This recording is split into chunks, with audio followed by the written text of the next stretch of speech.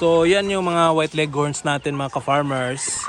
Itong battering cage na ito ay para sa mga G-fowl sana natin. Ito yung mga inahin natin na binibreed. Ganyan sana ito. So yan. So ginawa ko mga ka-farmers, bumili ako ng dalawang ulit para sa mga inahin natin kapag nagbe-breed tayo dahil 10 lang pwedeng malagay. So marami tayong mga inahin, kaya bumili ako ulit nito ng galvanized cage.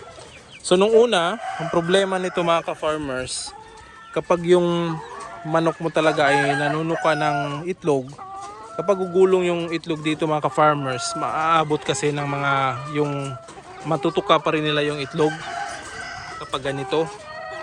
So medyo maiksi lang talaga yung distansya ng battery cage. So sinabihan ko yung binilhan ko nito, ganun talaga ang kanilang ganun talaga yung kanilang parang hulmahan ng ganitong battery cage. So ang ginawa ko, itong na-order ko na bago, hindi na kasi ma-adjust nila, hindi ko na lang pinafold itong ganito. So dito sana yon naka-fold. Yan. So hindi ko na pinafold dahil lalagyan ko lang ito ng harang dito. So medyo mas mahaba na siya kumpara nung nandun. Hindi na maabot ng manok. Kasi itong isang ito, itong McLean natin, kapag nangingitlog ito mga ka-farmers, palaging nababasag yung itlog dahil tinutukan niya, maaabot lang. So ang tumutuka ng itlog dito ay ito lang, isa. Yung iba naman, hindi naman nanunuka. So out of dito mga ka-farmers, nakaproduce ako ng mga medyo marami rin yung mga sisiw dito sa battery. Sa ngayon, hindi muna ako nagbe-breed. So ito yung ginawa natin, hindi ko pa napinturahan, hindi pa nalagyan ng bubong dahil kapos sa budget. So ang kulang na lang dito, ito, pipinturahan natin dahil kinakalawang na, bubong, tapos yung pangharang dito. So sa ngayon, ginagamit ko siya sa lalagyan ng white leghorn dahil nandun nagsisikipan yung mga white leghorn doon nakalagay. Ito, doon nakalagay, kaya medyo malaki na sila. Transfer ko muna dito. So bibili ako ng ganito mga ka-farmers na yung pang RTL talaga, na 4 lang yung kwarto. May itlog, kukunin lang natin. So yan yung itlog. So hindi naman nila tinutuka. Yan nangingitlog na. Hindi naman nila tinutuka ito.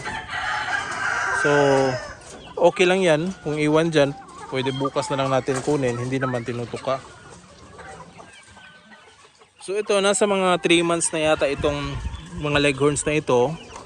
Ito yung mga babae, 3, 6, 7, 8, 9, 10. 10 lang pala yung babae mga ka-farmers. Ito yung lalaki, 6. So ayan. So sinasanay ko na rin sila dahil plano ko dyan na lang sa battery cage ko ilalagay itong mga manok na ito, yung ating mga sisiw na white leghorn. Tapos meron pa akong maraming ganitong babae. So dito ko sana ilalagay, pero mag-aantay lang ako, makabili ako ng yung pang RTL talaga. So far namatayan nga ito, marami ding namatay ito mga ka-farmers, ito mga babae na white leghorns natin. Siguro kalahati yung namatay sa batch na ito. Usually mga babae talaga. Walang kaso mga ka-farmers kung mga lalaki yung namamatay, pero merong mga babae kasi. Yung mga babae kasi yung gagamitin natin. So ganito rin kalalaki na yung nandun sa ibang kulungan. So sa ganitong cage mga ka-farmers ay pwedeng ito 15 piraso ang pwedeng malagay nito, 3 every room. Pero yung tig 4 yung cage mga ka-farmers ay yung kwarto, pwedeng makapaglagay ng 16 heads na white leghorns sa ganitong kulungan. So ito, hindi ko na rin ito papakainin dahil busog na rin yan. Yan lang nilalagay ko yung pagkain, binabasa ko. Bukas ko na yan papakainin. So mapapansin nyo, merong sako dahil wala pa silang bubong. Di pa nalagyan ng yero. So ito pala yung unang battery cage ko mga ka-farmers.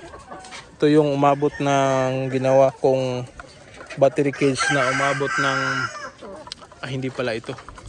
Yun yata yung isa. So nag-viral yung umabot ng million views mga ka-farmers yung ginawa kong battery cage. Ito yata yun o yung isa ba? Yung isa yata mga ka-farmers. Nasira na dahil hindi ko na palagi nababasa ng ulan. So nandito yung mga white leghorns na 7 piraso rin na kasama dun. Yan. Nandito sila kasi ginamit natin yung kulungan nila. So nagmo-molt din sila pero ngayon nagsisimula na silang umitlog ulit. So makagawa na tayo ng kulungan na pwedeng ibalik sila doon sa kanilang lalagyan.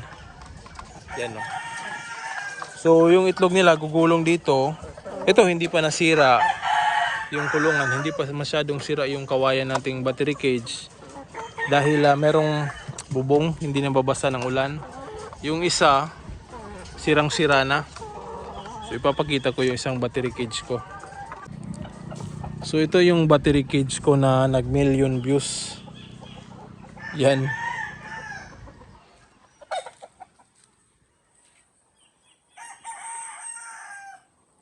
So ito yung ginawa ko na battery cage noon na umabot ng 1.3 million views.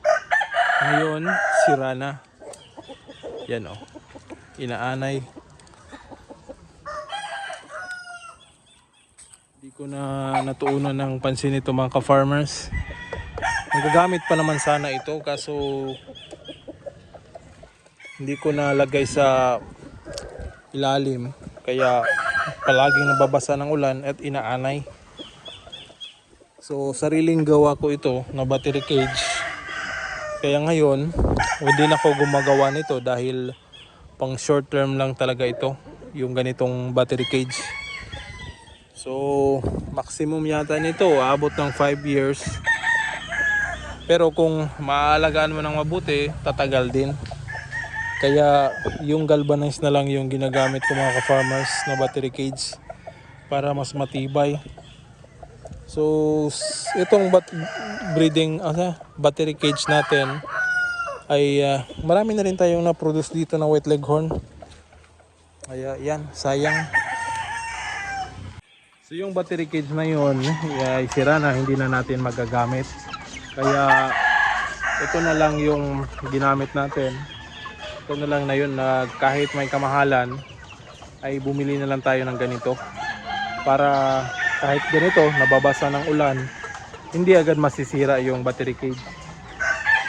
So for long lasting talaga ito mga ka-farmers. So pag ito pinag-ipunan natin, nakabili tayo kapag meron tayong mga benta sa ating mga alagang manok ay binibili ko rin yan ng mga kulungan ng ating mga manok dito. So isa na ito, yung battery cage.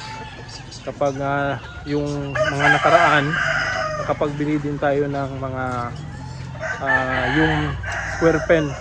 So yun o, yung nandun. So medyo marami-rami yung nabili natin pero kulang pa ito. Pero kapag meron naman tayong makabenta naman tayo, i-invest naman natin dyan sa mga kulungan ng mga manok natin. So para pagdating ng panahon, hindi naman yan agad nasisira, ay meron tayong magagamit. Alright, so yun lamang mga ka-farmers sa video na ito. Maraming salamat sa panonood at hanggang sa muli. See you in my next vlog at happy farming! Woo!